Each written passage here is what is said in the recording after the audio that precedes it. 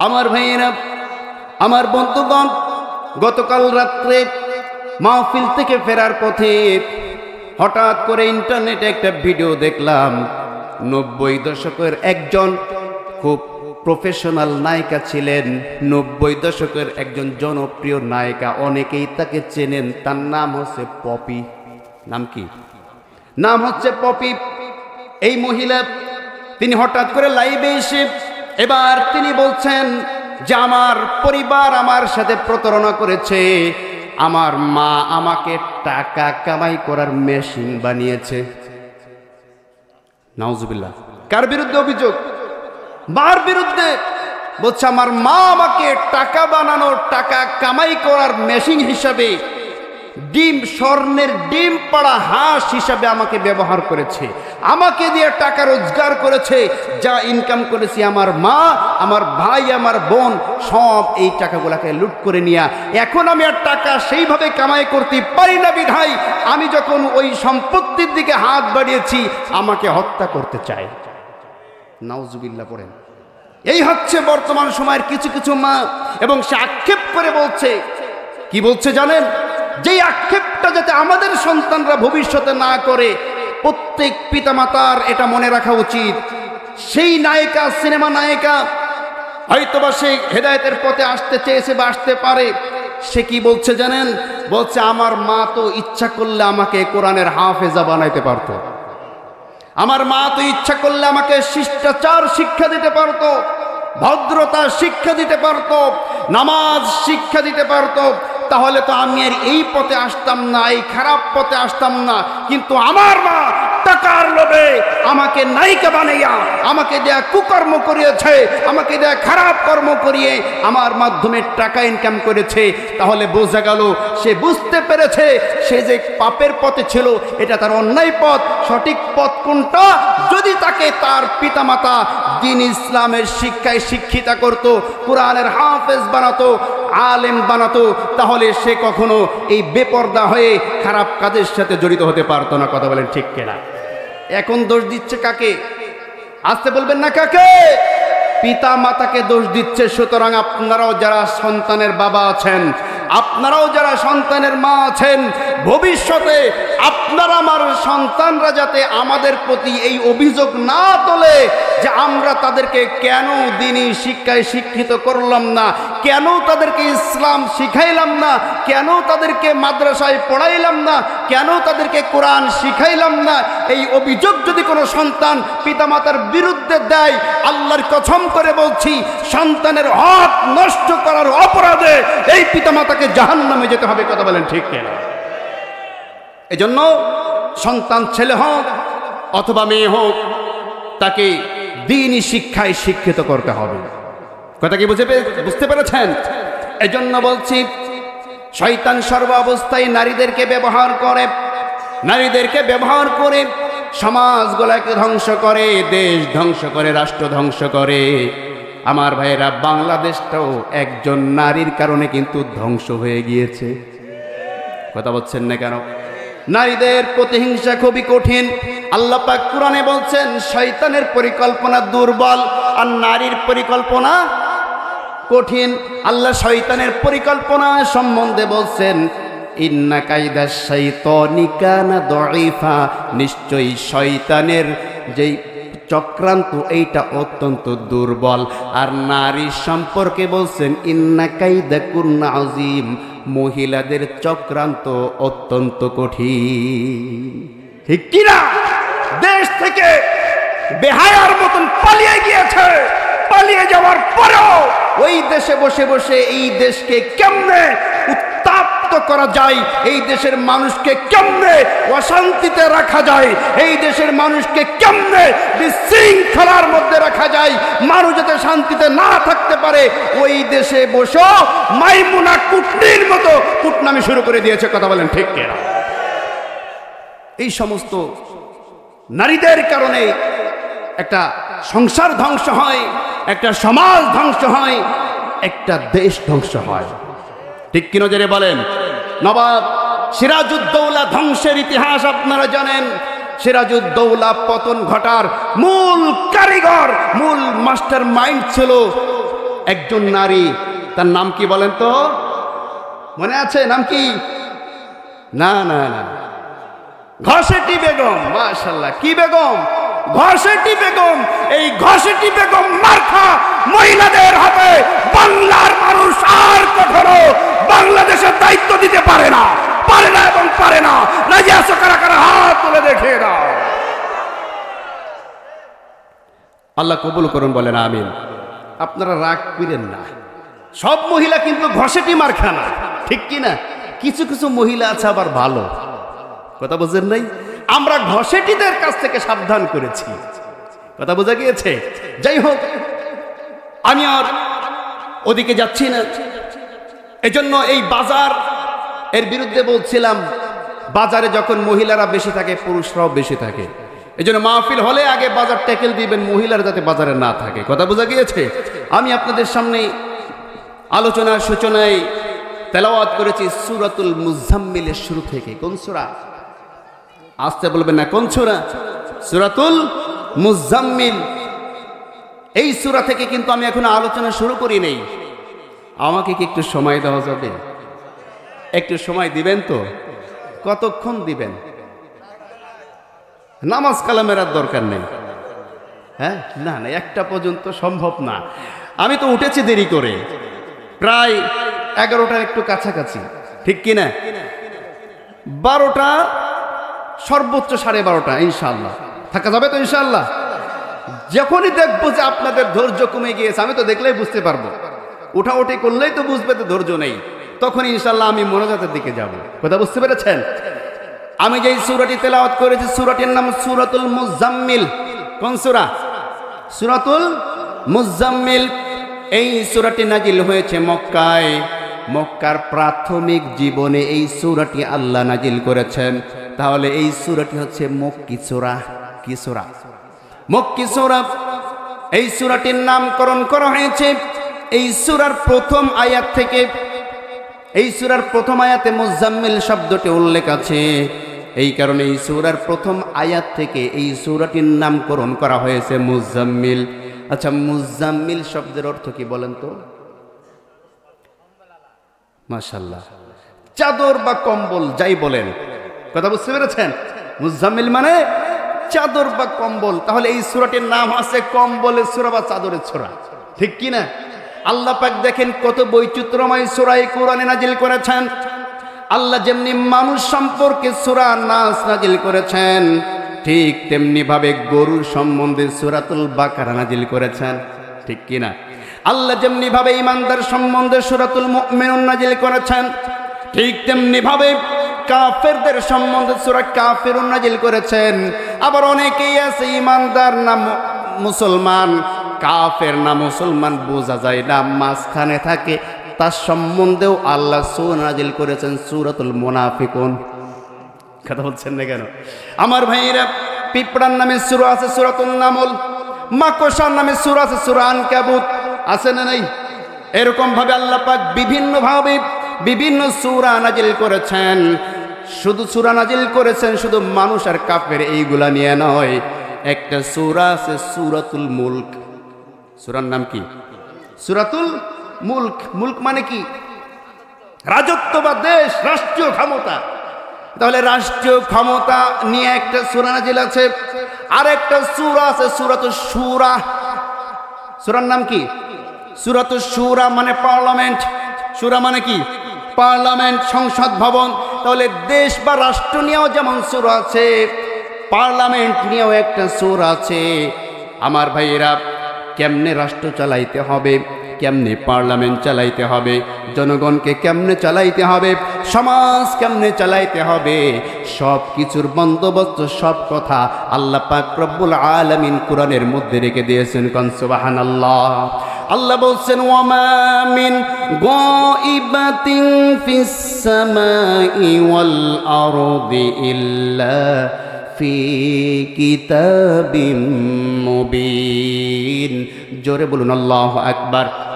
আসমানের নিচে, জমিনের উপরে এমন কোনো তথ্য নাই, এমন কোনো উপাত্ত নাই, এমন গোপন কোনো জিনিস নাই, প্রকাশ্য কোনো জিনিস নাই, ছোট কোনো জিনিস নাই, বড় কোনো জিনিস নাই, যার কথা আমি বিস্তারিতভাবে এই কুরআনুল কারীমের মধ্যে লিখে দেই নাই। কোন সুবহানাল্লাহ।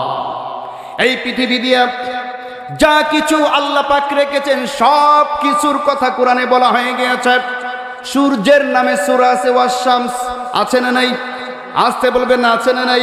চন্দ্র নিয়া এই কোরআনের মধ্যে সূরা আছে, দেশ নিয়া সূরা আছে, সূরাতুল বালাদ, আছে না নাই? আমার ভাইরা, হাতির নামেও সূরা আছে, সূরাতুল ফিল। বংশের নামেও সূরা আছে, সূরাতুল কুরাইশ। কথা বলছেন না কেন? আমার ভাইরা, যা কিছু আপনি খুঁজবেন সব কিছু যদি কোরআনের কাছে প্রশ্ন করেন, প্রত্যেক প্রশ্নের জবাব এই কোরআনের মধ্যে আল্লাহ পাক রব্বুল আলামিন খুলে খুলে বর্ণনা করে দিয়েছেন। কোন সুবহানাল্লাহ। এই কারণেই শয়তান চায় না বান্দা কোরআনের কাছে আসুক, কারণ কোরআনের কাছে আসার সঙ্গে সঙ্গে মানুষের চোখ খুলে যাবে, মানুষের হৃদয়টা খুলে যাবে। যার হৃদয় খোলা থাকে, যার চক্ষু খোলা থাকে, তাকে কখনো ধোঁকা দেওয়া যায়, ঠিক কিনা? আর যার চোখ বন্ধ থাকে, হৃদয়টা বন্ধ থাকে, উপলব্ধি ক্ষমতা কমে যায়, তাকে আপনি যেইটা বলবেন মনে করবে এইটাই হাদিস। কথা বুঝছেন নাই আমার ভাইয়েরা?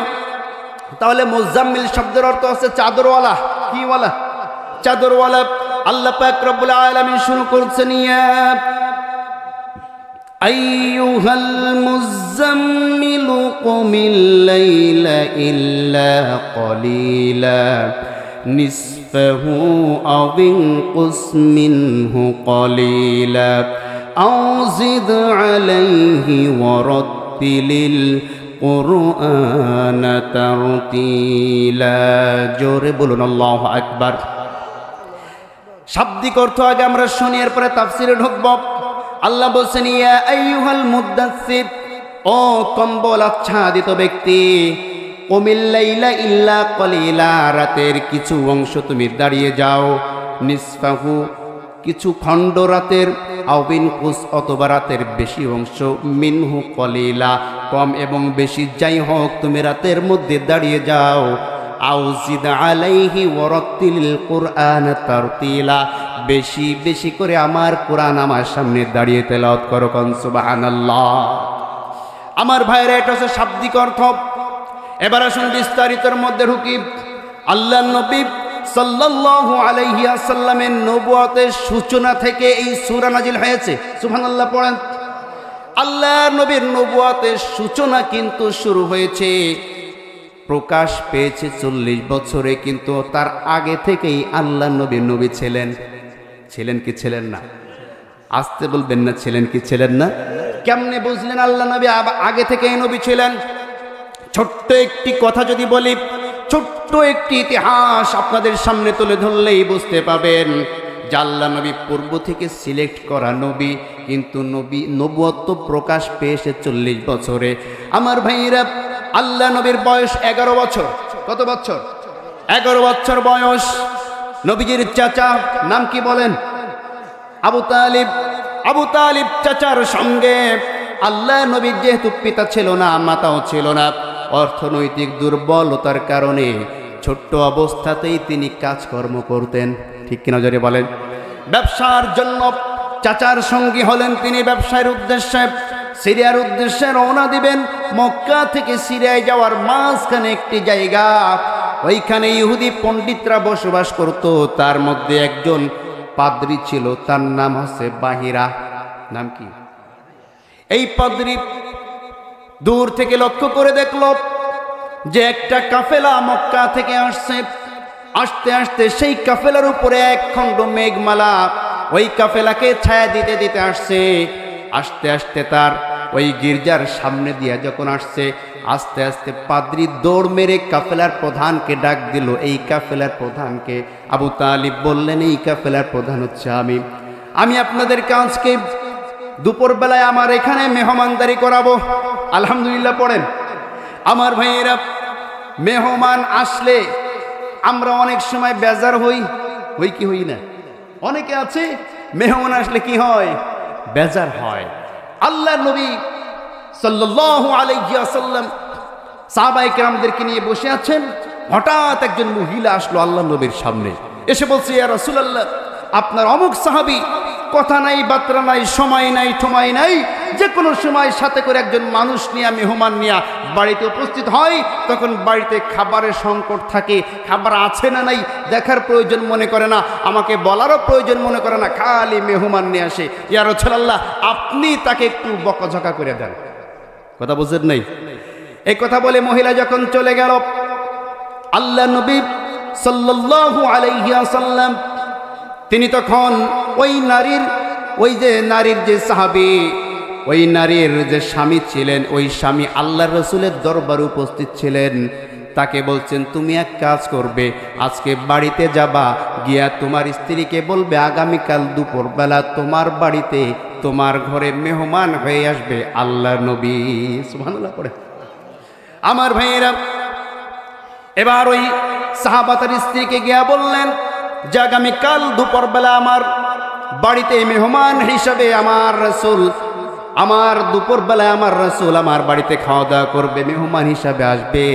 শুনে মহিলা তো অত্যন্ত খুশি, কারণ মহিলারা যদি অন্য মেহমানকে খাওয়াইতে নাও চায়, তারপরেও মসজিদের ইমাম সাহেবের খাওয়ানটা যেই দিন হয় ওই দিন কিন্তু বলে আজকে একটু ভালো মন্দ বাজার করবা। ঠিক কিনা জোরে বলেন? মহিলারা কিন্তু আলেমদের প্রতি মহাব্বত রাখে, ইসলামের প্রতি অনেক দুর্বল থাকে। ঠিক কিনা জোরে বলেন? আল্লাহ রাসূলের কথা, নবীজির কথা যখন মহিলা শুনলেন, খুশি হয়ে গেলেন, আনন্দিত হয়ে গেলেন। পরের দিন খুব সুন্দর সুন্দর রান্না বাড়া করলেন, বকরি জবেহ দিলেন। আল্লাহ নবীর পছন্দনীয় খাবার ছিল বকরির গোশত। ঠিক কিনা জোরে বলেন? বকরি জমা করলো, রুটি বানানো হলো। নবীজি সাল্লাল্লাহু আলাইহি ওয়াসাল্লাম খাবার খাওয়ার সময় বসে তার ওই মহিলার স্বামীকে বললেন, তুমি তোমার স্ত্রীর কাছে যাও, গিয়া তাকে কানে কানে বলবে নবীজি যখন খাবার খেয়ে ঘর থেকে বাহির হয়ে যাবে, বাহির হওয়ার সময় তুমি একটু রাসূলের পিছনে তাকাবে। সুবহানাল্লাহ পড়েন। এতটুকু বলে তুমি চলে আসো। স্বামী গিয়া স্ত্রীকে এতটুকু কথা বললেন, বলে চলে আসলেন। আসার সঙ্গে সঙ্গে আল্লাহ নবী খাবার গ্রহণ করার পরে, খাবার শেষ করে যখন ঘর থেকে বাহির হয়ে চলে যাচ্ছিলেন, ওই মহিলা রাসূলের কথা অনুযায়ী রাসূলের পিছনে তাকায় দেখে ঘরের মধ্য থেকে বিরাট বড় বড় অজগর, বিরাট বড় বড় বিচ্ছু, বিরাট বড় বড় সাপ, পোকামাকড়, বিষাক্ত কীট পতঙ্গ সহ কি কি জানি আরো ভাইরাস ঠাইরাস, বিপদ মুসিবত সব আল্লাহ নবীর পিছনে পিছনে চলে যায়। এই দৃশ্য দেখে মহিলা জ্ঞান হারিয়ে ফেলেছে। কি দেখলাম, জীবনে তো এমন দৃশ্য আমি কখনো দেখি নাই। সুবহানাল্লাহ পড়েন। আল্লাহ নবী বললেন, তুমি তোমার স্ত্রীর মুখে পানি ছিটিয়ে দাও। স্ত্রীর মুখে পানি ছিটিয়ে দেওয়া হলো, হুঁশ ফিরে আসলো। ফিরে আসার পরে পর্দার অন্তরণ থেকে আল্লাহ নবী বলছেন, ও মহিলা, কি দেখতে পেয়েছো আমাকে তুমি বলো। মহিলা বলছে, আমি দেখতে পেলাম আপনি যখন খাবার খেয়ে বাহিরে চলে আসছিলেন, আপনার পিছনে পিছনে বিরাট বড় বড় বিপদ, ভাইরাসের মতো কি কি জানি, বড় বড় সাপ, বড় বড় বিচ্ছু সহ আরো ভয়ঙ্কর কিছু জিনিস ঘর থেকে বাহিরে চলে যাচ্ছে। আল্লাহ নবী বলেন, যদি কোনো মেহমান কোনো বাড়িতে আসে, মেহমান কোনো বাড়িওয়ালার খাবার খেয়ে যায় না, বাড়িওয়ালার রিজিকটা নষ্ট করে না, ওই মেহমানের রিজিক সে সঙ্গে করে নিয়ে আসে।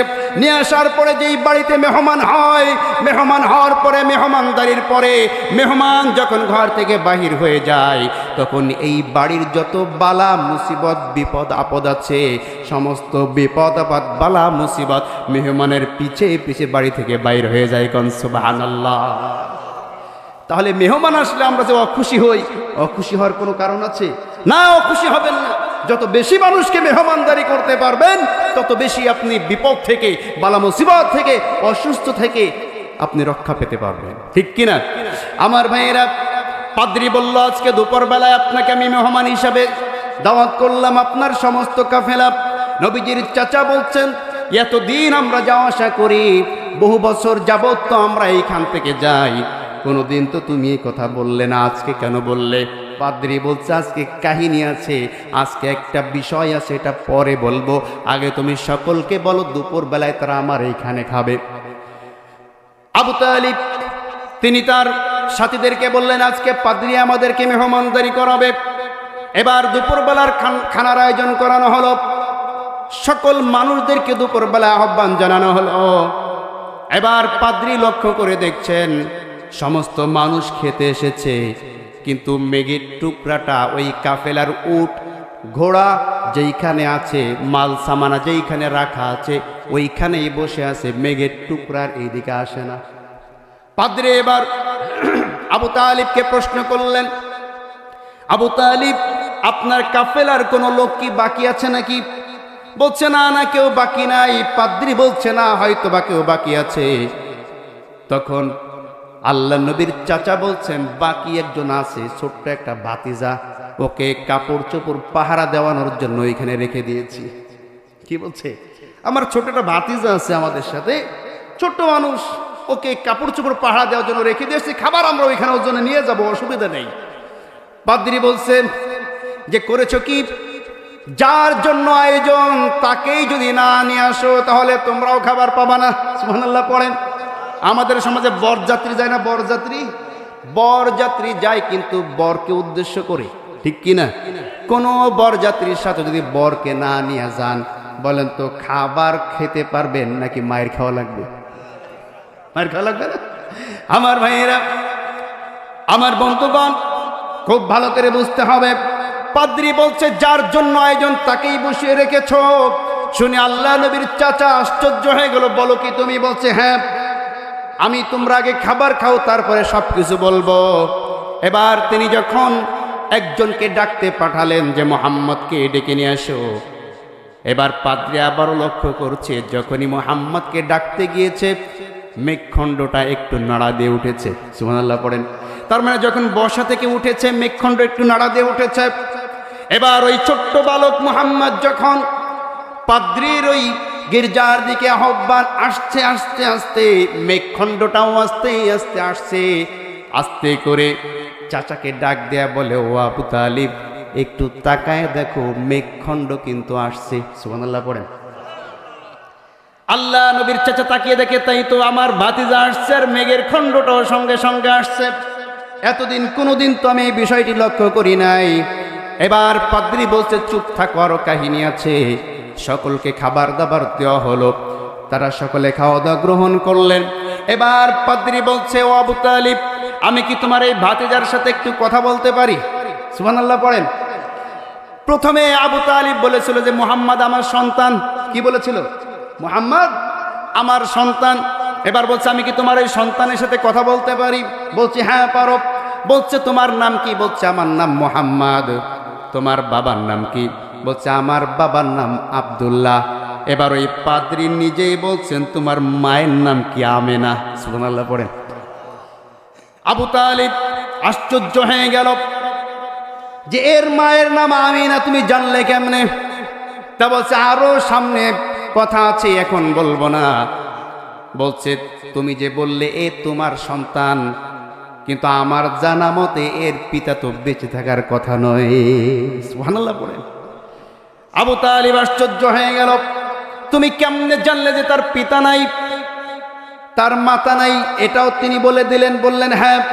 কিভাবে তুমি জানলে? বলছে একটু পরে বলছি, যদি তুমি অনুমতি দাও তোমার গেঞ্জিটা উঁচা করে তোমার পিঠটা আমি একটু দেখতে চাই। সুবহানাল্লাহ পড়েন। শিশু মুহাম্মদ বললেন ঠিক আছে, অনুমতি দেওয়া হলো। পিঠটা উঁচু করে তিনি লক্ষ্য করলেন পিঠের মাঝখানে নবুয়তের সিলমোহরটা ওখানে মারা হয়েছে। সুবহানাল্লাহ পড়েন। এবার আবু তালিবকে বলছে, শোনো আবু তালিব, আমি হচ্ছে ইহুদি একজন পণ্ডিত। শুধু আমি নয়, ইহুদিদের যত পণ্ডিতরা আছে সকলেই জানে যে শেষ নবীর আবির্ভাবের সময় চলে এসেছে। সেই সময় এখন চলছে, যে কোনো সময় শেষ নবীর আবির্ভাব ঘটবে। ইহুদিরা কিন্তু শেষ নবীকে পছন্দ করে না, তার কারণ শেষ নবী ইহুদিদের বংশ থেকে আসবে না, আসবে ইসমাইলের বংশ থেকে। এই কারণে তারা তাকে হত্যা করতে চায়।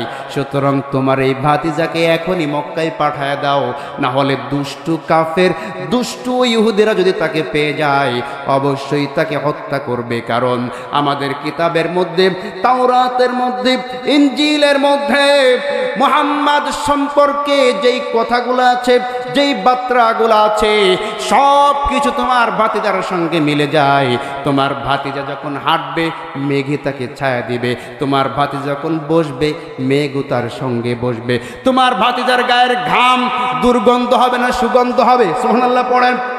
তোমার ভাতিজার পিঠে একটা নবুয়তি সিলমোহর মারা থাকবে। এই যে দেখো সেই সিলমোহর মারা আছে ও আবু তালিব, এবং মেঘখণ্ডের ব্যাপারে তো আমি তোমাকে দেখিয়েছি, সুতরাং তার মৃত্যুর আশঙ্কা আছে, তুমি এখনই তাকে বাড়িতে পাঠায় দাও। কোন সুবহানাল্লাহ। তাহলে শিশুকালে আল্লাহর নবী যে আগে থেকে নবী হিসাবে ছিলেন তার প্রমাণ হচ্ছে এই ঘটনা। কোন ঠিক কিনা?